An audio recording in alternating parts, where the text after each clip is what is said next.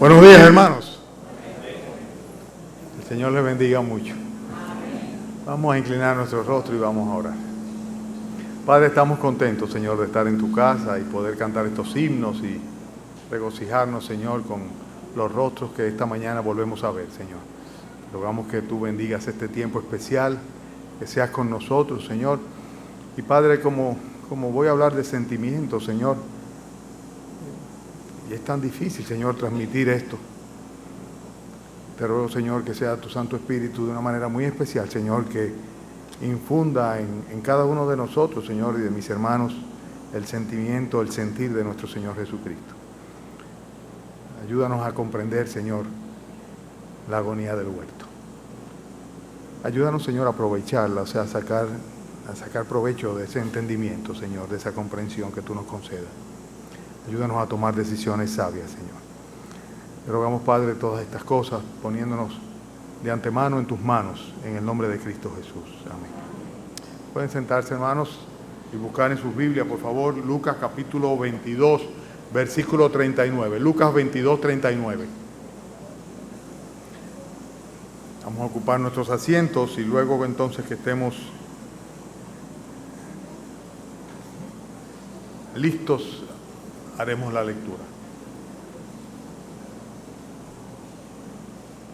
Lucas capítulo 22, versículo 39.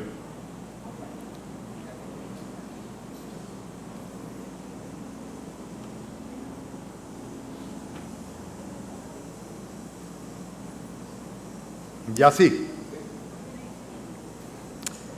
Leemos entonces, hermanos. Y saliendo se fue como solía al monte de los olivos, y sus discípulos también le siguieron. Cuando llegó a aquel lugar, les dijo: orad que no entréis en tentación. Y él se apartó de ellos a distancia como de un tiro de piedra, y puesto de rodilla oró, diciendo: Padre, si quieres, pasa de mí esta copa, pero no se haga mi voluntad sino la tuya. Y se le apareció un ángel del cielo para fortalecerle. Y estando en agonía, oraba más intensamente, y era su sudor como grandes gotas de sangre que caían hasta la tierra. Cuando se levantó de la oración y vino a sus discípulos, los halló durmiendo a causa de la tristeza, y les dijo: ¿por qué dormís? Levantaos y orad para que no entréis en tentación. Mientras él aún hablaba, se presentó una turba, y el que se llamaba Judas, uno de los 12, iba al frente de ellos, y se acercó a Jesús para besarle. Entonces Jesús le dijo: Judas, ¿con un beso entregas al Hijo del Hombre? Viendo los que estaban con él lo que había de acontecer, le dijeron: Señor, ¿heriremos espada? Y uno de ellos hirió a un siervo del sumo sacerdote y le cortó la oreja derecha. Entonces respondiendo Jesús dijo: basta ya, dejad. Y tocando su oreja, le sanó. Y Jesús dijo a los principales sacerdotes, a los jefes de la guardia del templo, a los ancianos que habían venido contra él: como contra un ladrón habéis salido con espadas y palos. Habiendo yo estado con vosotros cada día en el templo, no extendisteis la mano contra mí. Mas esta es vuestra hora y la potestad de las tinieblas.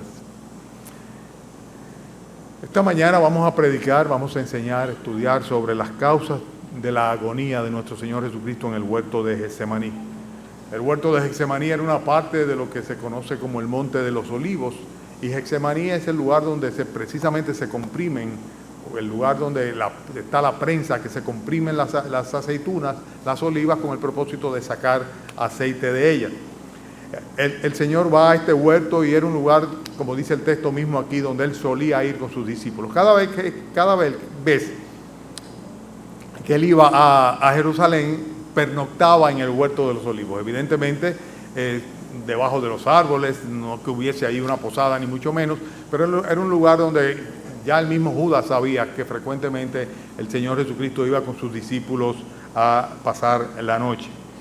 Entonces vemos que el Señor llega a ese lugar, llega con los 11 apóstoles, puesto que ya Judas no estaba en medio de ellos, y hace un aparte con 3 de ellos. O sea, toma a Jacobo, a Pedro y a Juan, y los llama aparte. O sea que vemos el grupo completo que va al lugar, todos ellos ya están soñolientos, todos ellos están cansados, ¿verdad? Y le dice a estos 3: vengan, acompáñenme para que estén en oración conmigo. Pero todavía el Señor hace una parte adicional, o sea, deja a estos tres en un lugar, le dice orad para que no entréis en tentación, y entonces Él se separa, dice como a la distancia de un tiro de piedra, o sea, lo lejos que pueda llegar una piedra, ahí estaba el Señor solito orándole al Padre. Y dice que cuando estaba orándole al Padre estaba agonizando, era una agonía tremenda la que el Señor estaba pasando en ese momento, que estaba a solas, separado del grupo de los tres y más aún separado del resto de los discípulos. La palabra agonía viene de una palabra griega que lo que significa es sufrimiento extremo, extremo sufrimiento. Y si ustedes se van a investigar sobre ella, es la idea de aquel periodo, aquella situación en la que se encuentra una persona antes de la muerte. Por ejemplo, cuando se dice fulano está agonizando, es que está padeciendo intensamente un sufrimiento intenso que viene como consecuencia de la proximidad de la muerte y que se hace evidente en el paciente o en el enfermo, en aquella persona que está agonizando. Y la pregunta es, ¿por qué estaba el Señor agonizando? ¿Cuáles eran las causas de esa agonía tan grande? Estamos hablando de Dios hecho hombre, del Hijo de Dios, ¿verdad? Y era un momento principalísimo, fundamental en la historia de la humanidad. Y yo creo que sin lugar a duda la primera cosa por la cual el Señor estaba agonizando era porque lo que había en juego era mucho, era tremendo. Estos minutos de Getsemaní sería donde, por así decirlo, se definiría o se decidiría la clave, la redención, el acto más importante de la humanidad. Una humanidad caída en el pecado, condenada al infierno eterno, dependiendo de ese momento, de esa decisión final que el Señor Jesucristo tomase, en ese lugar, en ese momento, tendría la posibilidad de ser redimida de su pecado y ser salva. En Getsemaní estaba en juego precisamente la redención tuya y la redención mía, la redención de todos los seres humanos. Es que en ese momento estaba el Señor frente a esa disyuntiva.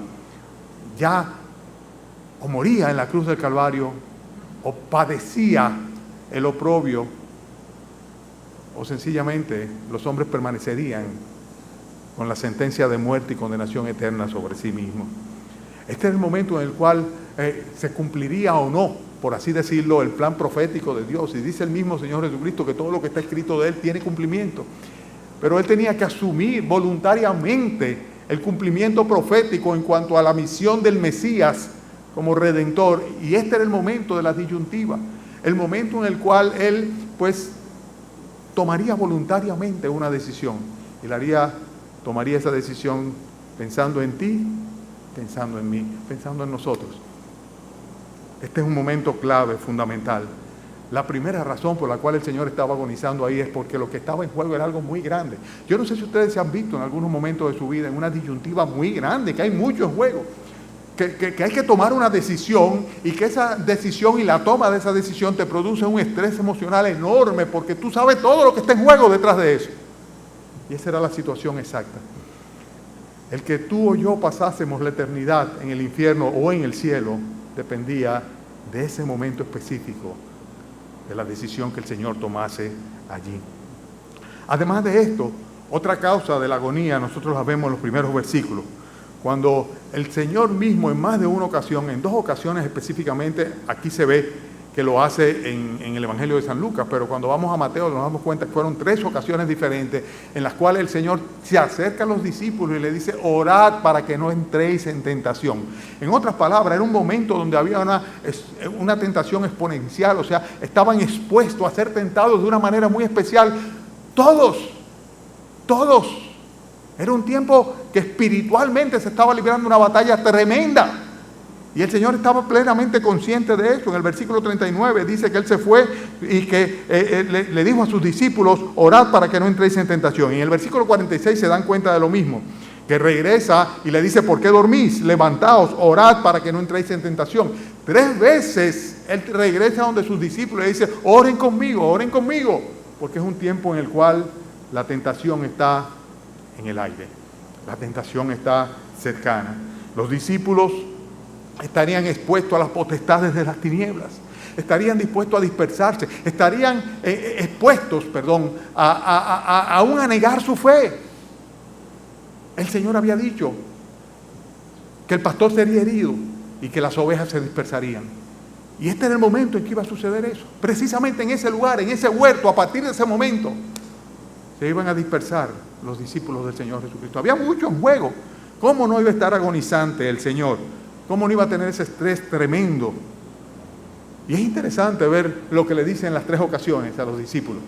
Le dice, orad. Para que no entres en tentación, orad. El único, o lo único, por así, que podría resultar en un antídoto en contra de las tentaciones, o para soportar las tentaciones, o para no ser arrastrado, perjudicado por las tentaciones, es la oración. Cuando tú te sientas tentado, hermano mío, hermana mía, pues lo que tienes que hacer primeramente es eso, orar al Señor. Él incluyó el líbranos de tentación al tiempo que decía de librarnos del mal en la oración que nos enseñó. Debemos orar al Señor siempre para que nos guarde de la tentación, porque somos pecadores, somos carne de pecado, somos vulnerables tremendamente, tenemos una naturaleza pecaminosa, carnal, que nos lleva una vez y otra vez al pecado y a la muerte. Pero gracias a Dios, en Jesucristo podemos tener la victoria. Consecuentemente, ¿qué tenemos que hacer? Orar al Señor, orar a Dios para que Él sea quien nos libre de la tentación. Entonces era un lugar muy importante. Estaba en juego, en primer lugar, la redención de la humanidad. Estaba pasando por un momento en el cual había una exposición hacia la tentación, no solamente para Él mismo, que tenía que tomar una decisión y que en su carne se resentía de lo que le iba a pasar, sino que además de esto los propios discípulos, toda la misión del Redentor del Mesías estaba en juego en ese momento. Y además de esto, el hecho de que Él debía tomarse una copa en particular, la copa que el Padre le había dado, versículo 42. El texto enseña aquí claramente que hace referencia el Señor Jesucristo al Padre cuando le dice, Padre, si quieres, pasa de mí esta copa. Y es interesante, hermanos, porque ustedes saben que la copa, a todo lo largo de las Sagradas Escrituras, es una metáfora de la ira de Dios. De hecho, si nosotros vamos a Apocalipsis, nos vamos a dar cuenta que cuando sean derramadas las copas de la ira, ¿verdad? Entonces, es cuando va a venir el juicio y la destrucción final. Pero si lo vemos a lo largo de toda la Escritura, nosotros nos vamos a dar cuenta que es exactamente lo mismo. Cuando se habla de la copa, se está hablando siempre de la ira de Dios. Y Jesucristo debía tomarse esa copa. Y esa copa, ustedes saben lo que contenía. No solamente la ira de Dios, sino la ira de Dios sobre algo específico que contenía la copa. ¿Y cuál era este? El pecado del hombre. La Biblia enseña que hablando de Cristo, dice, aquel que no conoció pecado por nosotros, fue hecho pecado. Tomaría nuestro pecado, se embarraría, se ensuciaría con nuestro pecado el ser santo, perfecto, eterno, que no tiene ningún tipo de comunión con el pecado. Es como si tú tomaras un poquito de ácido y lo tiraras sobre la carne nuestra. Sea poco o sea mucho, donde quiera que caiga, va a dañarnos, porque no es compatible, porque no es posible. No es posible que cohabite la santidad y el pecado. Y sin embargo, Jesucristo, en su condición de hombre, llegaría en este momento a ser tocado por el pecado. Era realmente una copa muy difícil. Era una copa muy difícil por su contenido. O sea, el pecado, por así decirlo, sería la herida más fuerte que podría infringirle a un ser santo. Más que cualquier otra cosa. ¿Cómo no iba a estar agonizante el Señor? ¿Cómo no iba a estar agonizante cuando el Padre estaría enojado, airado contra el Hijo? Además por un hecho que Él no cometió, por un pecado que no era propio, sino que era el mío y el tuyo también. Por eso la agonía del Señor Jesucristo, porque era una situación en la cual había una exposición a la tentación enorme, porque estaba en juego el destino eterno de la humanidad, porque sencillamente Él habría de poner la boca, sus manos, ingerir, tomar, apropiarse del pecado que era completamente externo y ajeno a Él y que no tenía ningún tipo de compatibilidad con Él, solamente para redimirnos a nosotros de las consecuencias de nuestro propio pecado, muriendo Él por nosotros. Las causas de la agonía de nuestro Señor Jesucristo eran muchas. Solamente hemos mencionado 3. Pero si ustedes se dan cuenta, en el versículo 41 hace referencia a otra razón. Y cuando precisamente dice que se apartó de ellos a distancia de un tiro de piedra y puesto de rodilla oró diciendo: Padre, si quieres pasa de mí esta copa, pero no, ¿qué dice?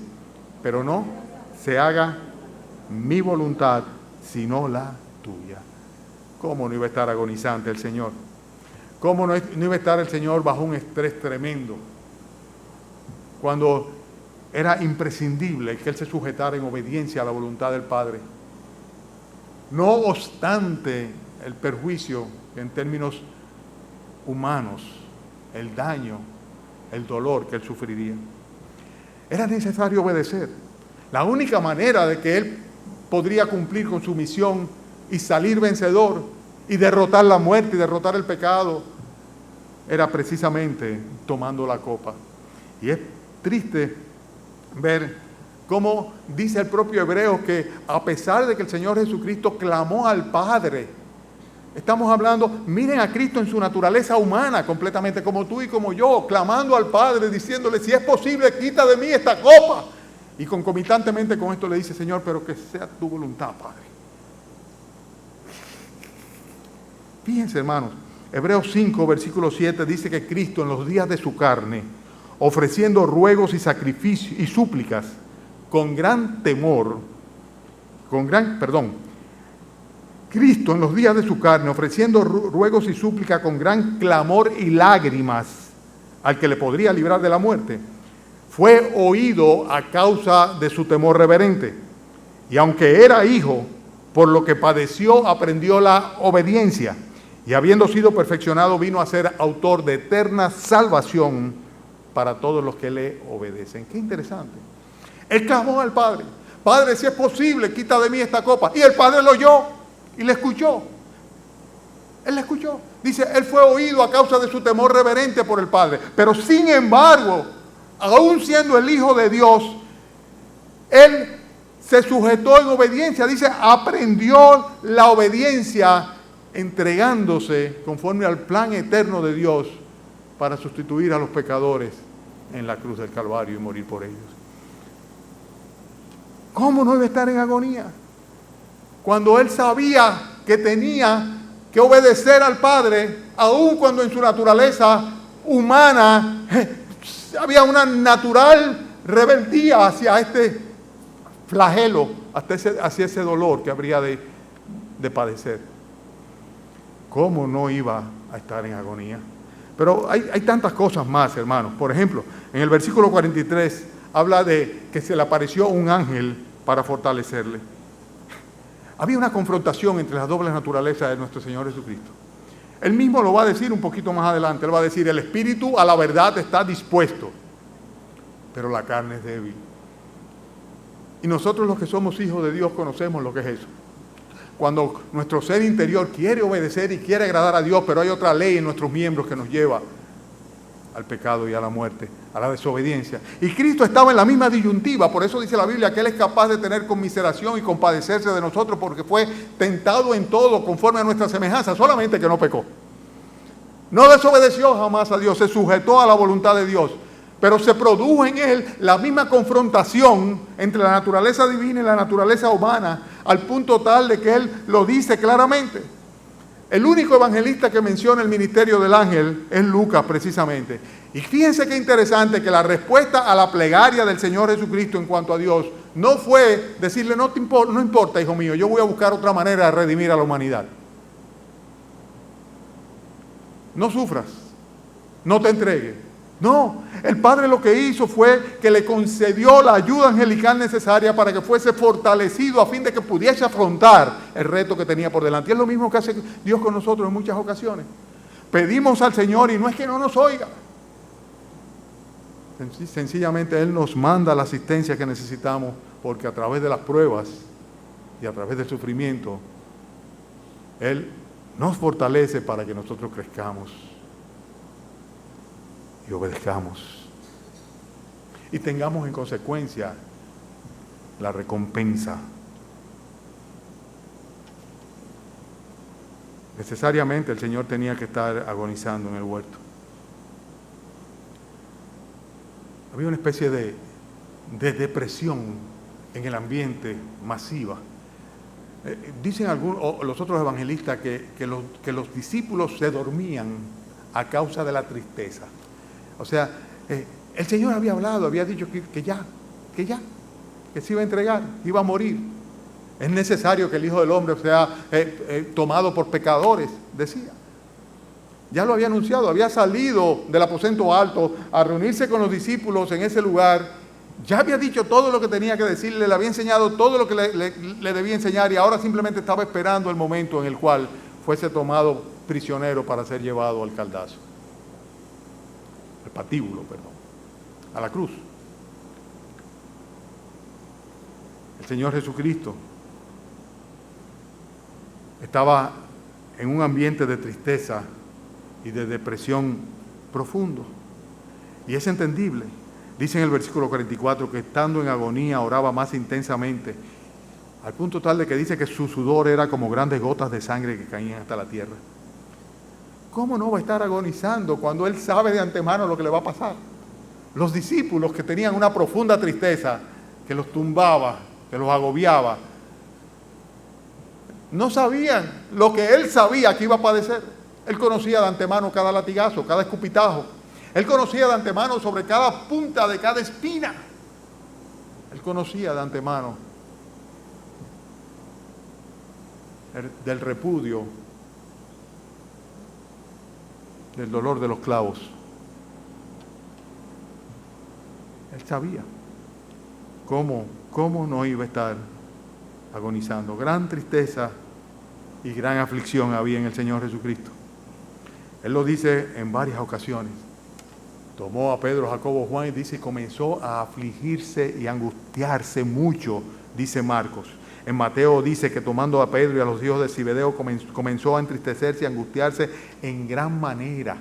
Mateo dice mucho. Marcos dice mucho, Mateo dice en gran manera. Al punto tal de que llega un momento que el Señor dice, mi alma está muy triste. Tristeza del alma. Mi alma está muy triste. Estamos hablando del Hijo de Dios hecho hombre. Y dice, mi alma está muy triste, hasta la muerte. Es como diciendo, ya no puede estar más. Ya. Congoja total. El Señor estaba pasando por un momento de una tensión emocional tan grande que le causaba depresión, tristeza profunda. Y este intenso estrés emocional lo muestra Lucas de una manera muy clara cuando dice que su sudor era como gotas de sangre, grandes gotas de sangre, dice, que caían a la tierra. Y es un fenómeno raro que se produce a veces cuando una persona está sometida bajo mucha tensión emocional, que la presión arterial le sube, y eso se llama hematidrosis, la hematidrosis.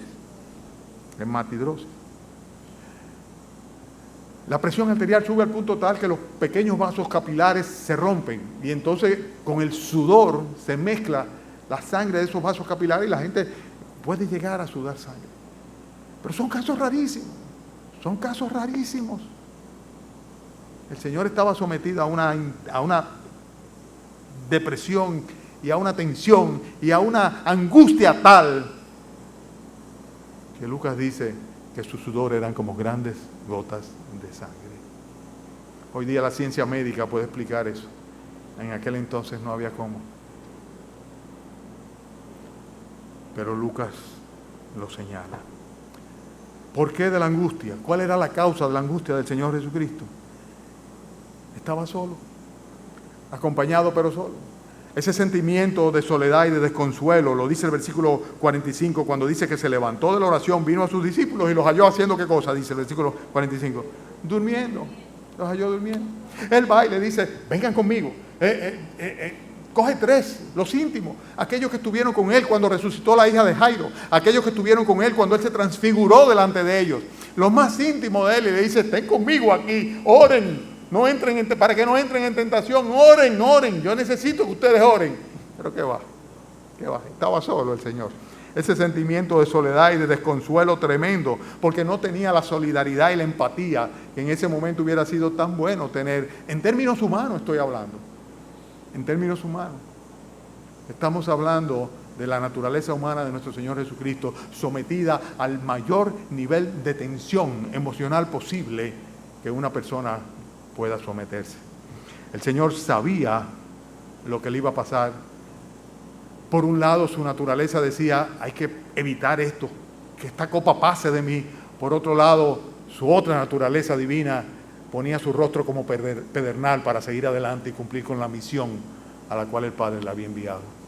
El Señor estaba experimentando esa tristeza que viene como consecuencia del estrés, el conocimiento previo de lo que habría de sucederle y sobre todo la inminencia del peligro físico que estaba arriba de ellos. No había pasado mucho tiempo cuando se presentó una turba, versículo 47, y el que se llamaba Judas, uno de los 12, iba al frente de ellos y se acercó hasta Jesús para besarle. Todos estaban bajo riesgo. En el huerto de los olivos, en un lugar oscuro, de noche, y llega una turba con antorchas, palos, espadas. Hace referencia aquí a prácticamente una legión, o sea, los guardas completos que estaban al servicio de los sacerdotes fueron allá, con todos sus siervos. Y todos estaban bajo peligro. O sea que además de lo que estaba padeciendo en términos espirituales, estaba el cuidado y el amor hacia los suyos. Cuando tú sabes que alguien tuyo está bajo peligro también, en este caso eran sus apóstoles, sus discípulos, un motivo adicional para afligirse sin lugar a duda, para ponerse tenso.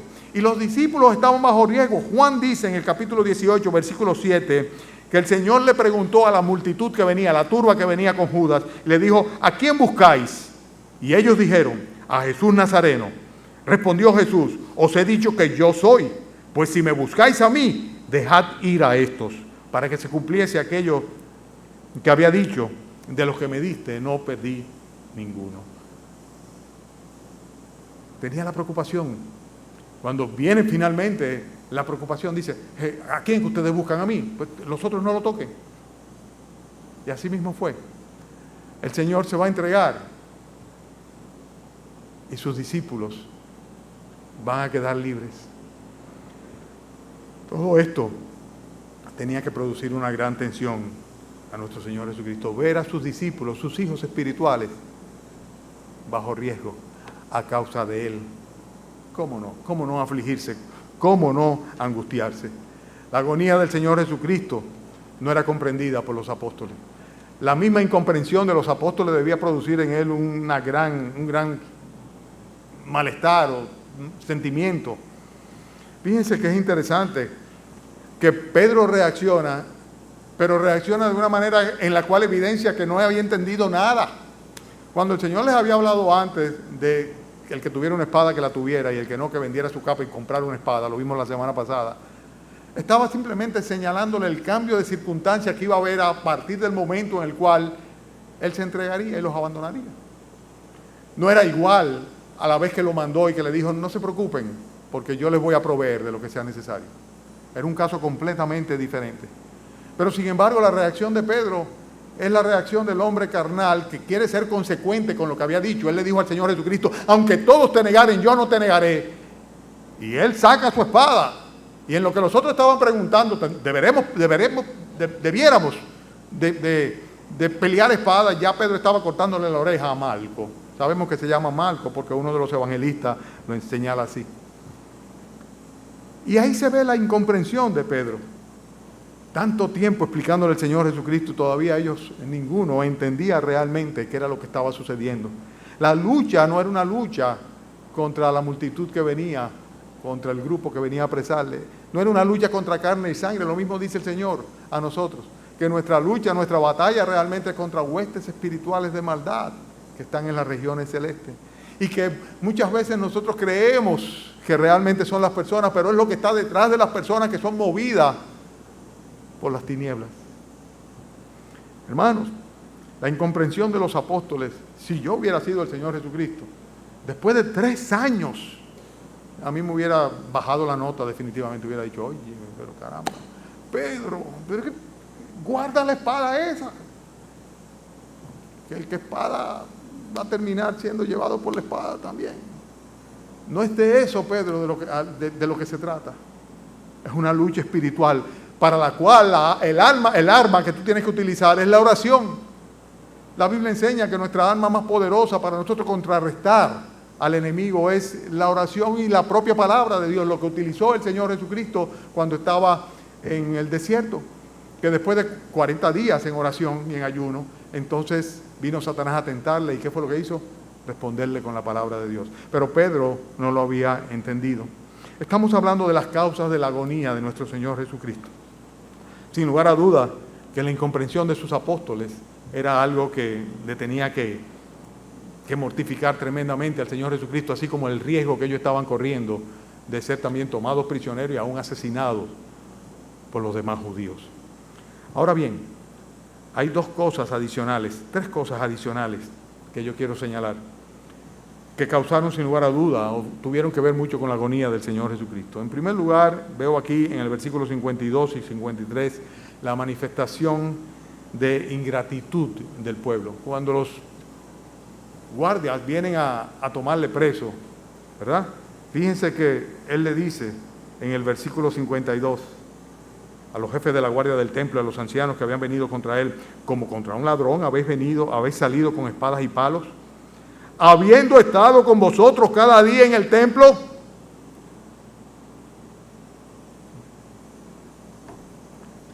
En otras palabras, yo he estado enseñándoles a ustedes, yo he estado siendo un instructor de ustedes, he estado bendiciéndolos a ustedes, he estado con ustedes ahí todos los días en la casa del Señor, y ustedes me veían ahí. Y ahora entonces así es que me pagan.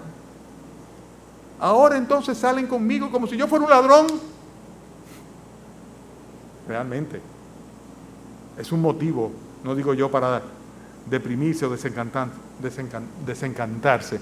Ellos no se estaban dando cuenta de hasta qué punto estaban siendo instrumentados por Satanás, ingratos.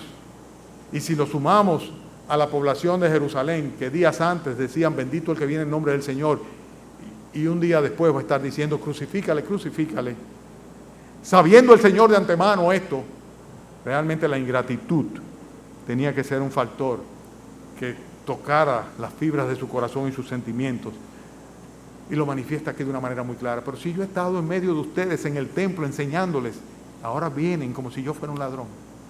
Estaban ciegos, cegados completamente. También, hermanos, me llama la atención lo que dice el versículo 53, cuando el Señor precisamente le dice al final, no extendisteis las manos contra mí, mas esta es vuestra hora y la hora de las tinieblas. Si alguna persona en el trayecto de su vida, Jesucristo le dijera, este es tu momento y el momento de las tinieblas, ¿ustedes se imaginan? Imagínate que por un momento el Señor te diga una cosa así a ti. En otras palabras, es el momento en el cual la potestad de las tinieblas, el poder de las tinieblas se van a manifestar. Óyeme, si eso no te angustia, yo no sé qué. Pensar que todo el poder demoníaco Dios iba a permitir que se manifestara en ese tiempo. Era el tiempo en el cual Satanás mordería el talón de la simiente de la promesa. Era el tiempo en el cual precisamente Satanás iba a mover todas las voluntades de los judíos, de los romanos, todo el mundo en contra del Mesías. Era el tiempo en particular donde iba a prevalecer la mentira, y lo vamos a ver en el juicio de nuestro Señor Jesucristo, cuando la maldad iba a ser proclamada. Mátale, crucifícale, crucifícale. Era el tiempo en particular cuando el pecado iba a parecer prevalecer por un poco de tiempo. Si eso no es motivo de angustia, ¿qué lo es? ¿Qué lo es? Y una más, y con esta concluyo. Estamos hablando de las causas de la agonía del Señor Jesucristo en Getsemaní. Voy para atrás. Por lo que estaba en juego, la redención de la humanidad. por lo expuestos que estaban a las tentaciones durante ese tiempo, por el contenido de la copa que debía beber, que le había sido dada por el Padre para tomar el pecado y la ira de Dios sobre el pecado, por el hecho de que era imprescindible, por así decirlo, inevitable, para cumplir con su misión, sujetarse a la voluntad del Padre, por el hecho de que nunca antes la doble naturaleza de nuestro Señor Jesucristo se iba a ver tan confrontada, su carne en debilidad y su espíritu lleno de poder como Dios, por el hecho de la tristeza profunda y la aflicción que sentía no solamente él, sino todos los demás, con ese estrés emocional que lo llevó a sudar sangre, por el hecho del sentimiento y la soledad, la falta de consuelo que tenía por la poca solidaridad de sus propios apóstoles, por la inminencia del peligro físico real de que venía una turba a tomarlo preso para matarlo, a él y a los suyos también, por el hecho de que sencillamente los apóstoles no acababan de entender lo que estaba sucediendo, a pesar de que durante 3 años les había hablado de su misión, y además de todo esto, por la manifestación de ingratitud del pueblo en general, y la realidad de que Satanás estaba empoderado, para utilizar una palabra muy común hoy día, había tomado poder permitido por el Señor, y era el tiempo de la potestad de las tinieblas. Pero sobre todas estas cosas, no me cabe ningún tipo de lugar a dudas, hermanos, que la agonía de nuestro Señor Jesucristo, sobre todo, la causaba el hecho de que una sola vez en la historia, una sola vez en la historia, una sola vez en la eternidad, aquel que era uno con el Padre, y así lo dijo, porque yo y el Padre uno somos, iba a ser separado del Padre por causa de tu pecado y de mi pecado. El Padre habría de abandonar al Hijo en la cruz del Calvario, y Cristo llegaría a clamar diciendo: Padre, ¿por qué me has desamparado? Y Cristo, sabiendo lo que venía por delante, necesariamente tenía que estar sometido a una fuerte angustia. En Getsemaní se definió el destino de la humanidad. Y a causa de esa agonía de nuestro Señor Jesucristo, y haber salido victorioso del trance de Getsemaní, tú y yo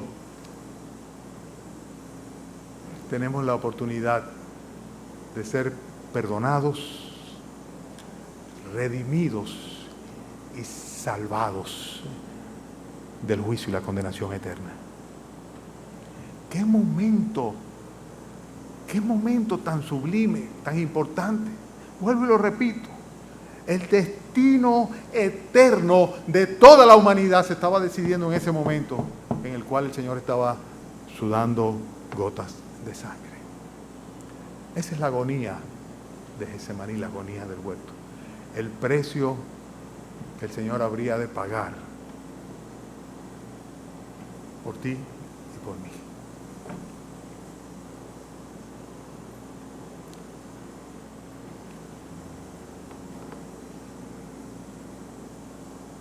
Lo pagó por ti también. ¿Podrías tú decir: Señor, gracias porque a pesar de tu sufrimiento,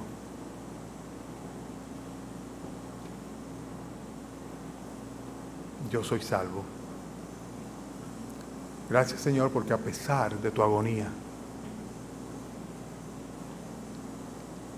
o por causa de tu agonía, yo puedo hoy ver tu rostro por una eternidad en el reino de los cielos. ¿Puedes decirlo de corazón al Señor? Si es así, díselo ahora. Vamos a orar. Díselo ahí donde tú estás, inclina tu rostro. Ponte en el lugar del Señor Jesucristo, al lado de Él, y dale las gracias. Dile gracias, Señor, porque por eso que tú padeciste, Señor, por eso, por haber tomado la decisión de sujetarte a la voluntad del Padre, por haber muerto en la cruz por mí.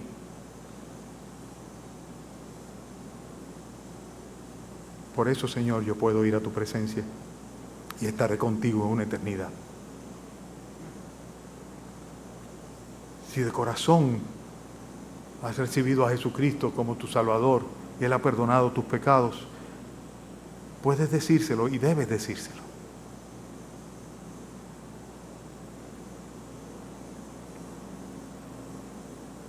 Esta tu iglesia, Señor, en esta mañana te glorifica. Como te decía al principio, Padre, es difícil poder pretender, Señor, ni remotamente expresar lo que tú sentiste, Señor. Oh, Padre, solamente mencionamos lo que tu palabra indica, Señor, y tratamos de reflexionar sobre ella. Pero gracias, Señor, por tu obediencia al Padre. Gracias por el perdón que conquistaste en la cruz. Gracias, Señor, por la salvación que nos has regalado. Oh, Señor, gracias por haber venido a ser autor de eterna salvación para los que por la fe se acercan a ti. Te rogamos, Señor, que nos bendigas y nos despidas esta mañana con tu bendición. Pero antes de eso, Señor, si alguno en este templo, bajo este techo, todavía no había caído en cuenta del precio tan alto que pagaste, Señor, por causa de él, de ella, concédele, Señor, que esta mañana, cayendo en cuenta de ello, te pida perdón por sus pecados, Señor. Y que tú le perdones, Señor, y le salves, puesto que ya tú, Señor, le redimiste en la cruz del Calvario. Te lo pedimos en el nombre de Cristo Jesús. Amén.